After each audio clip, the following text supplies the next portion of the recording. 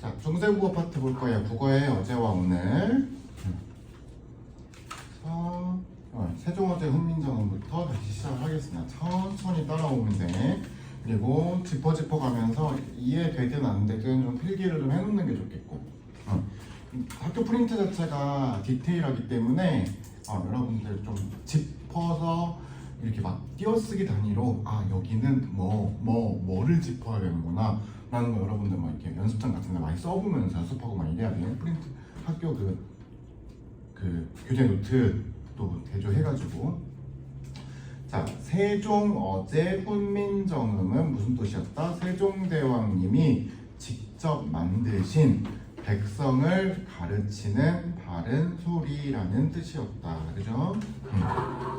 자, 중세국어 자료 보시면 나랏 말쌈이 거기까지 잘라서 본다 그러면 나랏 말쌈은 시옷이 관형격 뭐뭐의라는 것을 뜻하는 것이었다. 그지?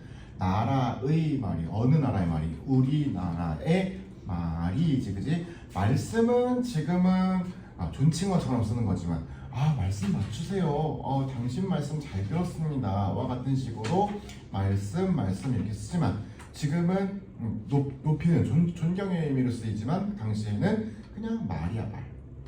높임의 의미가 없다는 거 기억해 주셔야 되고, 말쌈이 이렇게 쓴 거 보니까 원래는 현대국어로 그냥 쓸게.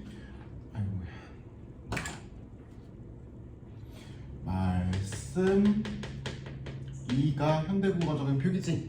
그런데 이거를 말씀이 이렇게 적은 걸 보니까 중세 때는 어떻게 썼어요? 이어 적었어요? 끌어 적었어요? 이어 적었어 라는 것을 알 수 있더라. 그 다음에 중국의 다라 그랬고요. 중국 발음 보니까 듀익 뭐 이렇게 쓴 것 같아. 그치? 하는 거 보니까 얘는 중국에서 왔음을, 한자였음을 알려주기 위한 표기법이었고, 이건 하단부에 적혀 있는 것처럼 동국 정운식 표기다라는 거 알 수 있고, 거기에 중국의 달아라고 썼지? 여기서는 부사어가 아니고 어디에 또는 어디에서가 아니고 이거 무슨 의미예요? 중국과 달라서, 즉 비교했다. 중국과 달라서 문자화로 서로 삼았디 아니하랬어요. 그래서 문자화로는 문자는 한자를 의미하는 거였고, 한자화는 서르 그랬어요. 그리고 문자 와로라고 했는데 그래서 이거는 한문을 일단 뜻하는 거였고, 그때는 와만 있었다고 치고 로는 별다른 의미 없이 그냥 생략해버려도 좋고, 한문과 서르 그랬는데 지금은 서르 대신에 뭘 써요? 서로 쓰지. 그지? 즉 평평한 입술이었던 발음, 발음 평평한 입술이란 말이야. 우리 이 중학교 때부터 배우는 이 모음 표에 의하면 얘는 평순 모음이라고. 근데 얘가 동그란 입술로 바뀌었어. 둥글 원자니까 원순 모음으로 바뀝니다. 그죠? 점점점. 근데 현대로 오면서 원순 모음어가 되었다. 즉 그러면 중세국어는 원순 모음어가 이루어졌어요? 안 일어났어요? 안 됐다라는 걸 알 수 있지. 서를 이렇게 평평한 발음을 하니까. 얘는 평평하다, 얘는 입술. 얘는 둥글다, 입술.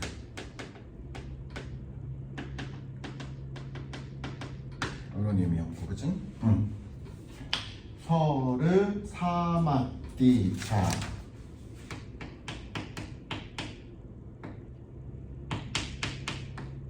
얘도 짚어야 될 게 있는데, 얘는 원래 시옷 자음이 없었거든. 중세 때는 원래는 치읓 발음인 게 맞아. 사 맞다가 치읓의 음가가 나줘야 돼.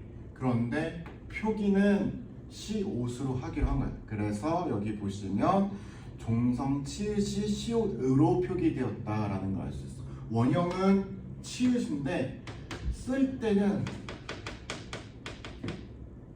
시옷으로 쓰겠대. 생각해야 되고, 그 다음에 D. 현대국어에서는 이렇게 해서 국외음화가 일어나진 않지만 어쨌든 이제 형식 형태소 이나 이 반목 만나면 디귿이나 피읍 발음은 지읒이나 치읓 발음으로 그렇게 나는 게 국외음화죠, 그죠? 근데 사마 디 이렇게 쓰여 있는 거 보니까 이렇게 디귿 발음하고 이 발음이 갑자기 맞닿을 수도 있었다 라고 하는 거 보니까 중세 때는 국외음화가 일어났다 안 일어났다라는 걸 알 수 있어요. 지금으로 말하면 사마지처럼 말하면 되는 그거를 또 생각을 하셔야 되고, 그 다음에 아니할 세 무슨 어미라고 했더라요? 아니함으로, 아니하기 때문에와 같은 이유를 나타내는 어미라고 했다, 그죠? 세 이유다.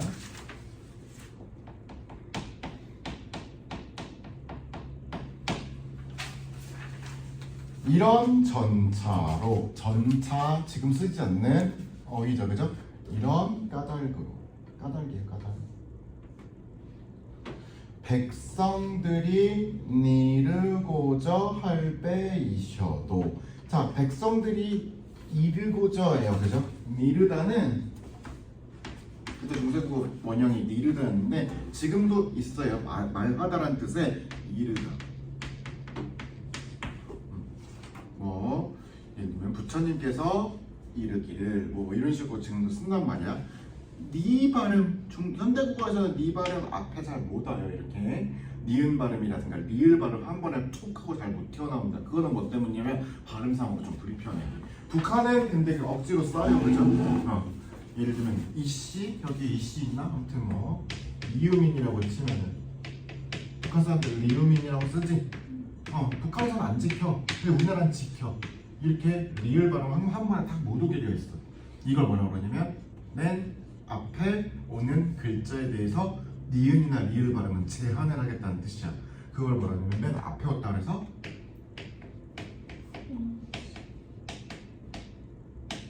이라고 하는 거예요.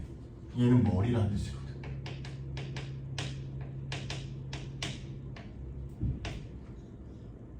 즉 얘는 니은이 앞에 툭 하고 튀어나왔어. 그러면 두음 법칙이 있었어, 없었어?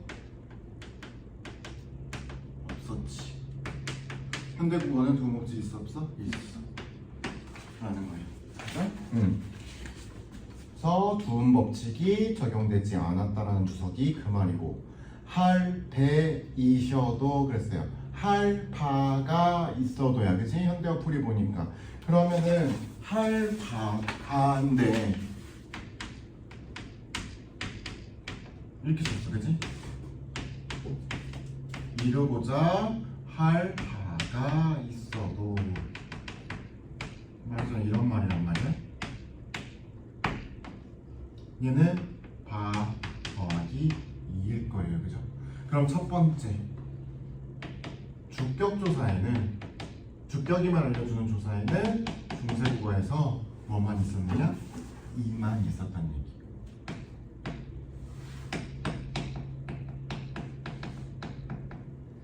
지금 현대국어의 주격 조사에는 뭐가 있는데? 2랑 또 뭐가 있어요?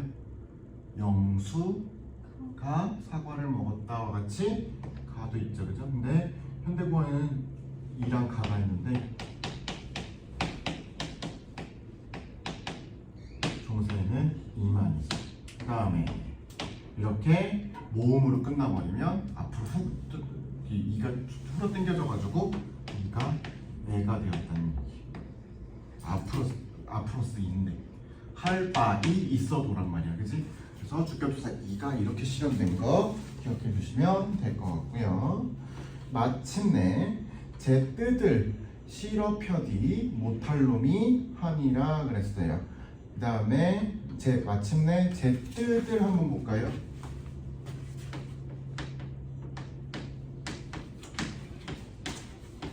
얘는 뭐 저 플러스 의 정도 될 거고, 얘는 자기들의 라는 뜻이니까 소유격을 나타내는 부분이 포함이 되어 있고, 뜻을 보면 우리 현대국어에서 초성자 맨 앞에 오는 자음에 이렇게 군집이 이루어질 수 있을까? 2개 이상이 올 수 있어요?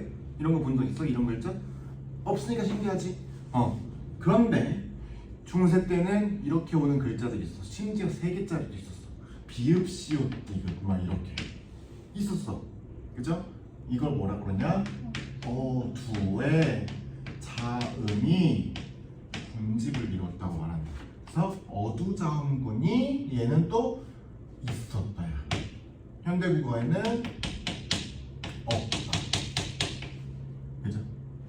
어두자음군은 존재했더라. 그 다음에 제뜨들 하고 적은 거 보니까 역시도 이어적기 흔적이 남아있다는 것이고, 싫어펴디, 싫어는 부사예요. 능히. 다시 한번 그러면 마침내 자기들의 뜻을 능히 펴디. 여기도 마찬가지로 지금 현재 펴지로 쓰죠. 펴지 못한, 저 종이는 펴지 못하겠어 라고 하죠. 그죠? 근데 지금 펴디라고 썼으니까 국외음화 실현 안 된 걸 알 수 있고, 못하는 놈이, 그럴 때 역시 이어 적은 건데, 놈 한번 볼까요? 이거는 의미가 달라진단 말이야. 중세국어 때 놈은 그냥 사람이에요. 근데 의미가 축소됐어요. 뭘로? 그냥 어떤 남자가 남자를 낮잡아 이르는 말.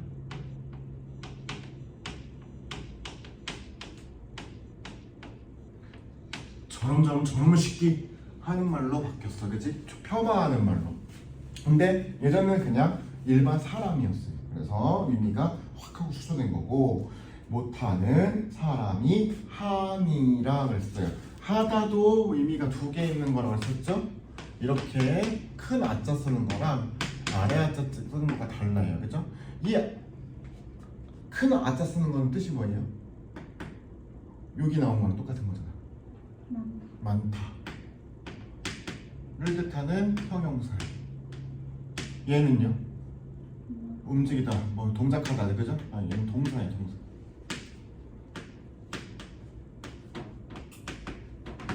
그래서 얘가 나오면 많다로 해석합니다. 그러면은 못하는 사람이 많다예요. 네, 앞으로 쓰이지. 내가예요. 사실은 이를 위하여 어여삐도 의미 변동했죠. 얘는 축소는 확대된 건 아니고 아예 그냥 새로운 의미로 바뀌었어요. 예전에는 어여삐는 불쌍하다, 가련하다, 뭐 이런 의미였습니다. 가엾다. 그런데 지금 의미는 뭐예요? 어여쁘다죠. 그죠? 의미가 아예 변동한 단어이고, 너겨, 여겨, 새로, 28자. 여기 28도 밑줄 쳐놓으면 좋겠지. 뭐예요? 원수모음화가 이루어지지 않았단 말이야. 스물 이렇게 발음하는 겁니다. 지금은 20 어떻게 쓰는데요? 수물이라고 쓰죠. 그래서 으가 우가 됐으니까 원수모음화 이루어지지 않은 글자들이고, 자를 맹가노니, 얘는 맹글다에서 왔다고 했고요. 맹글 플러스 노, 거기다 오를 동그라미 치고, 오는 자기 자신이 직접이라는 의미를 담기 위해서 쓴 선어원어이에요. 다시 한번, 오는 무슨 의미를 갖는다? 1인칭 본인이 직접이라는 의미를 갖고 있어요. 사람마다 하여 수비, 역시도 지금 쓰지 않는 글자 나왔네요. 무슨 글자요? 순경음 비읍이에요. 그죠? 순경음 비읍은 약간 바람 소리 나게 위 이렇게 썼다는 거예요. 그죠? V 발음이랑 비슷하게 쉽게라는 뜻이. 수비, 쉽게. 그래서 국어 학원들 중에서 여기에서 모티프를 따가지고 수빈이겨 뭐 이런 학원들 많이 있어. 잘 쓰더라고. 그래서 수빈이겨는 쉽게 익혀요. 뭐 학원 이름으로 괜찮지, 그지? 쉽게. 니겨는 익혀. 날로, 숨에 역시도 어두자음군 들어갔다라는 걸 알 수 있고, 그 다음에 이어 적은 흔적이죠, 그죠? 쓴 플러스 에였지 원래는.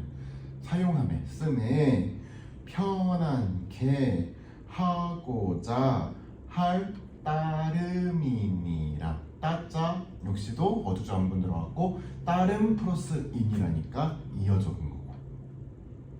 어렵지 않으시죠? 이런 식으로 보시면 글자는 이렇게 좀 파악하시면 되겠다. 그 다음에 현대국어 자료를 해석하면은 여기에서는 이 교과서가 말하는 이 훈민정음이 말하는 4대 정신을 좀 기억할 필요가 있어요. 한 문제쯤 나와요.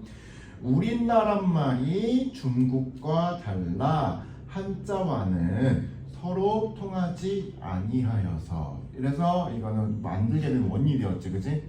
뭐에 근거해서? 자주정신.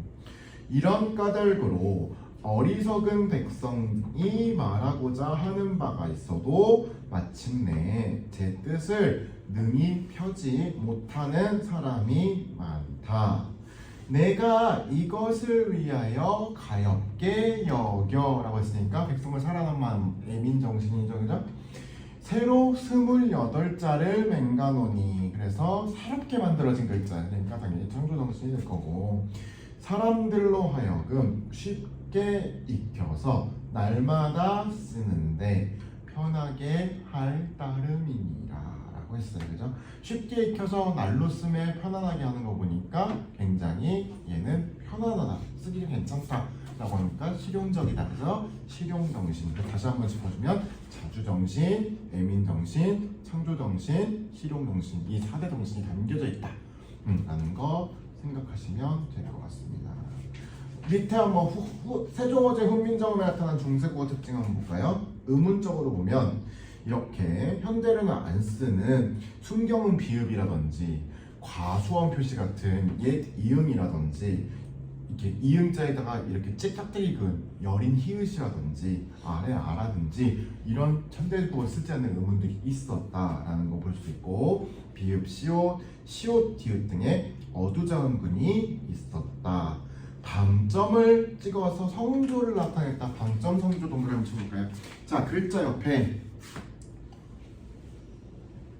강이라는 애가 있다고 치면 이렇게 해갖고 아무것도 안 찍으면 예사 소리를 읽는 거예요. 그냥 평범한 소리로. 여기에 0이면 그냥 평범한 발음이야. 그 다음에 점 하나 찍으면 강 이렇게 높여서 높게 쫙 깔아 이렇게 높게 읽는 거야.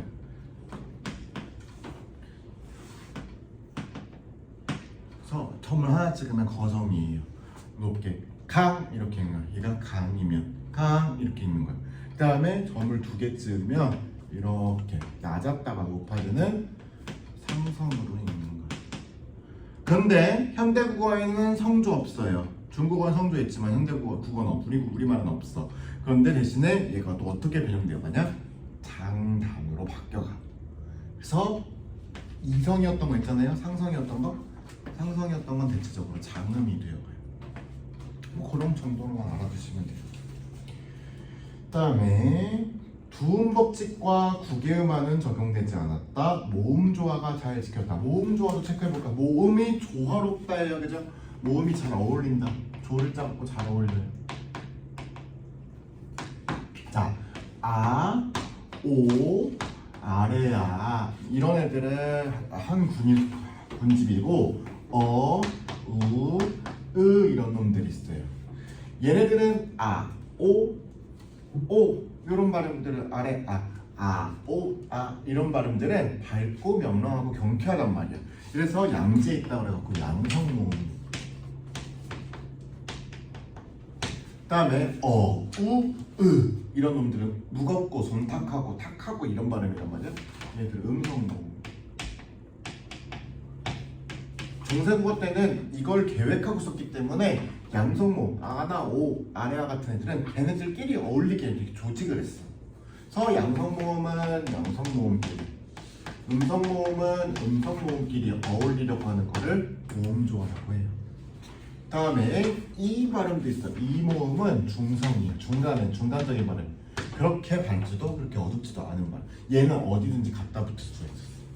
그래서 모음 조화. 그래서 아는 앞끼리, 은은 은끼리, 뭐 이렇게 양성은 양성, 음성은 음성끼리 몰려다니려고 하는 경향이 있었는데 일부러 그렇게 만들었는데 지금은 안 지켜지고 있고 어디서 좀 지켜지냐면 의성어나 위태어 같은 데서만 지켜져요. 그죠?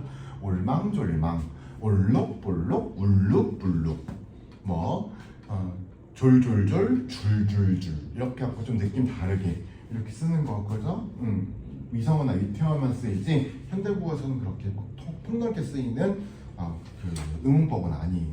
그다음 어휘 현재 쓰이지 않거나 뭐 전차 이런 거 있죠?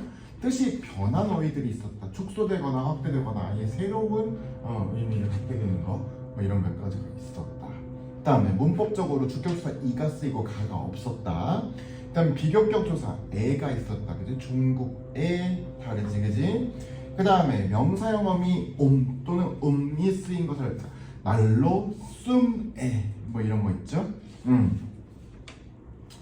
그다음에 이어적기를 하였다, 즉 연철 표기였다. 지금은 뭐예요? 분철, 끊어적기 쓰죠, 그죠? 그다음에 띄어쓰기를 잘 하지 않는다. 아예 안 했어요, 띄어쓰기. 근데 지금은 단어와 단어 사이 반드시 띄어 써줘야 돼요. 그러지 않으면 의미가 안 통하니까. 자, 그다음에 두 번째 용비어천가 보도록 하겠습니다. 용비어천가의 뜻, 용이 날아올라 하늘을 다스리는 노래이다. 해동육룡 얘기했어요. 해동육룡은 뭐 하는 사람들이었지? 조선을 건국한 6대 선조들이지, 그지? 그래서 세종이 훈민정음을 짓고 그것을 실험하기 위해서 만든 작품이니까 세종 윗대 6대의 선조들을 뭐 할아버지부터 이렇게 갖고 선조들을 얘기하는 것이었다. 다음에 얘는 시예요, 시. 그런데 우리는 늘 서정시만 드립다 줄줄줄 보는 얘는 서사시예요. 서정시는 개인의 감정을 노래하시고 서사시는 거기에 대비해서 어떤 국가라든지 민족이라든지 뭐 집단이라든지 집단성을 가진 어떤 그 그룹에 대한 얘기를 하는 게 바로 서사시입니다. 그죠? 얘는 서사시예요. 조선왕조의 창국과 관련해서 정당성과 어떤 그다음에 송축, 복을 기원하는 것과 또는 후손들에 대한 경계, 또 이렇게 권계, 권하고 꾸짖는 거 이런 충고의 이야기도 담겨 있습니다. 제 1장 볼까요? 해동육룡. 해동은 우리나라를 상징하는 거라고 했고 육룡은 세종의 선조, 6 선조를 얘기하는 거고 말하자면 조선 건국을 했던 6명의 선조라고 얘기할 수 있다. 이 나르샤, 나르시 어지, 그지? 샤 거기다가 동그라미 쳐놓고 샤는 거기 표 있죠? 주체높임 선어말 어미 있네. 나르시 어인데 주체높임 선어말 어미는 시 또는 샤가 있는데 시는 어쩔 때 쓴다. 바로 뒤에 오는 음절이 다음 글자가 자음으로 시작하면 시를 쓰는 거고 모음으로 시작하는 거 모음으로 시작하면 샤를 쓰는 거예요. 뒤에 뭐 나왔죠? 일 나왔죠. 일이라는 글자 나왔지. 일이라는 글자는 자음 있어요, 없어요? 초성자에 없죠. 동그라미는 모음이잖아. 그러니까 뭐로 시작해? 모음으로 시작하지. 이로 시작하잖아요. 이래는 그러니까 이니까 샤를 쓰는 거예요. 일마다 천복이시니 하는 일마다 하늘에 복이시니 고성이 동부하시니 고성 여기 나오는 것처럼 옛날에 성인들 맞아 들어와요. 그 옆에 나오죠. 옛날에 성인들 중국의 역대 제왕들을 일컫는다. 고성이 동부 딱 그 옛날의 성인들과 동부 딱 떨어져 맞으시니 시 엄청 나오네요, 그죠? 시는 왜 시고 샤는 왜 샤예요? 뒤에 글자 보는 거라 했지. 샤는 모음으로 시작되고 시니 니는 뭐예요? 니은으로 시작했지. 자음으로 시작하니까 시 쓰는 거. 그 다음에 고성이 동부하시니 그 옛날에 성인 과 딱 들어맞으시니 그지? 거기서 이는 사실상 와 또는 과로 해석하는 비교격이라는 것을 또 아셔야 됩니다. 안녕. 그 다음에 제 2장 볼까요? 불휘깁 깊은 남간 그랬어요. 불휘는 뿌리죠, 그죠? 뿌리이 옛날 말이고 뿌리가 깊은 나무예요. 근데 가 썼어요, 안 썼어요? 안 썼어요. 주격수사 생략해 버린 거예요. 그래서 주격수사 없다라는 거 거기 써있죠. 공집합으로 파이를 써버렸죠. 깊은 이어져둔 거네, 그지? 깊은인데 깊은 남간 여기는 남간은 나무는 이라는 뜻이에요.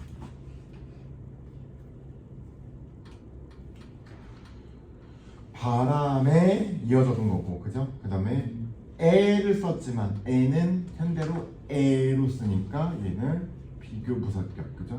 위치를 나타내는 에 부사격을 쓴 거고, 아니 밀세, 아니 흔들림으로 세 여기 동그라미 쳐볼까요? 역시도 이유의 세지, 그지?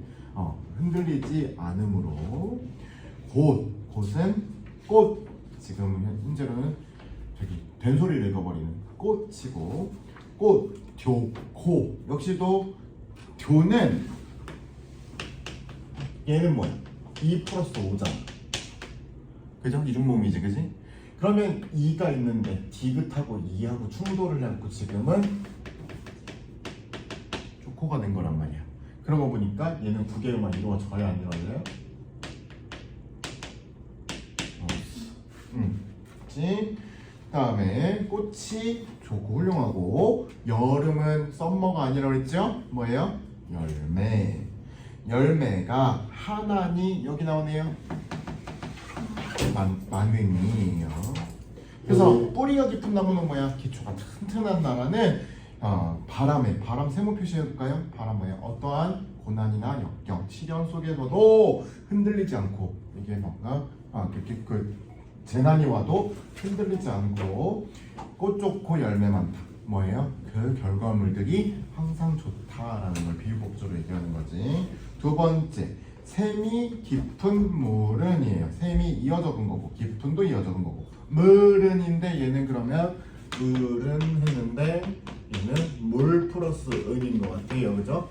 이어져본 거고, 얘는 끊어져본 거예요.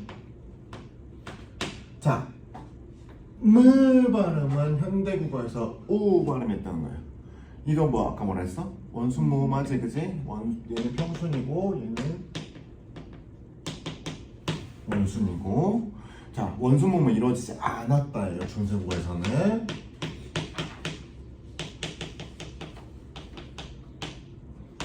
샘이 깊은 물은 가말에, 가말에는 가말이라는 뜻이고 얘는 가뭄이, 가뭄에 역시도 세모 표시해 놓으시고, 가뭄에 아니 그치세, 가뭄에도 그치지 않고 내히 이러, 내가 이루어져 바다에, 바다를 플러스 이고 바다는 바다란 뜻이에요. 바다에 가나니, 내가 이루어져 바다에 간다죠, 그죠?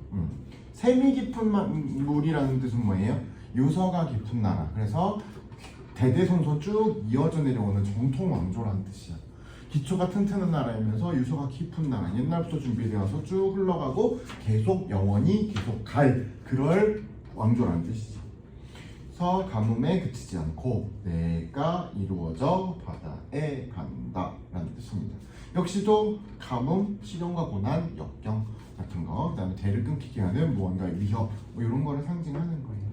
자, 거기 시옷, 히읗 종성 체언 한번 볼까요?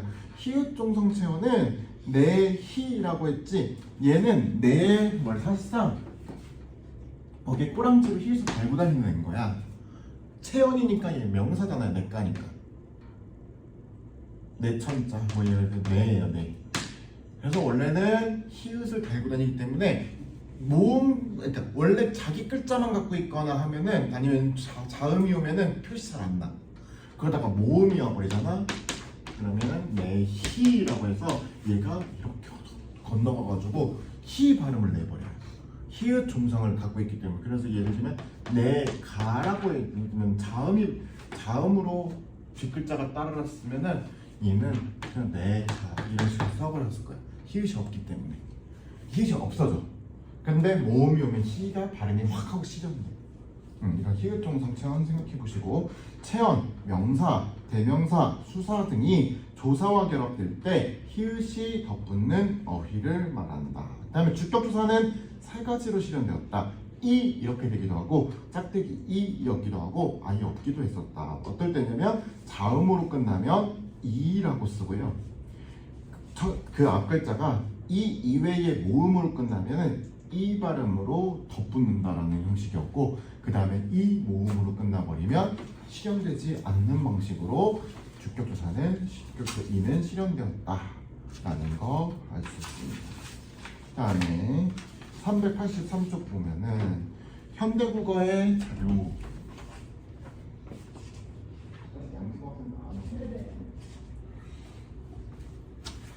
자, 현대국어의 자료 해동 여선용이 나시어 세종의 직계 여섯 조상들을 얘기하는 것이었다. 일마다 하늘에 보기시니 옛날의 성인들과 서로 꼭 들어맞으시니 라는 뜻이라고 했고 그만큼 뭐예요?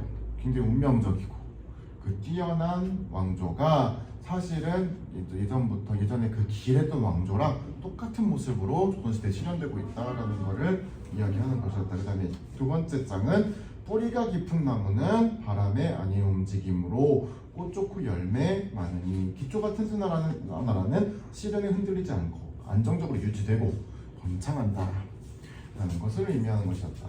샘이 깊은 물은 가뭄에 아니 그침으로 내가 이루어져 바다에 간다. 유서가 깊은 나라는 국가의 존립이 위협받는 일이 없이 영원히 지속됨을 의미하는 것이다. 과거로부터 왔고 현재도 잘 지금 유지되고 있고 그 다음에 미래도 영원할 것이다 라고 하는 것을 의미를 하는 것이었다라는 거죠. 자, 그러면은 거기까지 보시면서 내가 문제를 좀 줄 테니까 여러분들도 문제를 좀